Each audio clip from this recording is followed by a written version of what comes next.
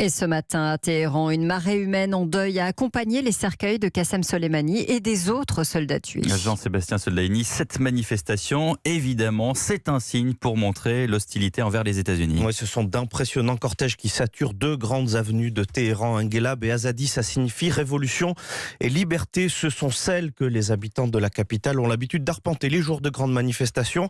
Cette fois, c'est en brandissant des portraits de Qassem Soleimani ou bien des drapeaux rouge sang, l'hommage local au sang versé des martyrs.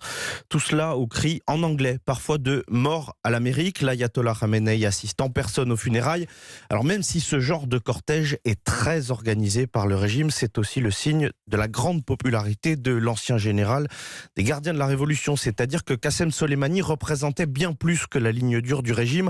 Il était apprécié au-delà de ça. L'attaque qu'il a visée n'était pas seulement une attaque contre le régime, c'est perçu là-bas comme une attaque contre l'Iran tout entier. Donc il est probable que la ligne dure des conservateurs en tire profit aux législatives de la fin février. Jean-Sébastien, quand l'Iran dit s'affranchir de toute limite sur le nombre de ses centrifugeuses nucléaires, qu'est-ce que ça signifie ? Eh bien, vu comme ça, pas de limite, ça laisse entendre que les Iraniens vont aller au plus vite pour enrichir leur uranium. Mais ils ont déjà dépassé les limites, que ce soit sur le taux d'enrichissement, leur stock de minerais, la qualité des centrifugeuses.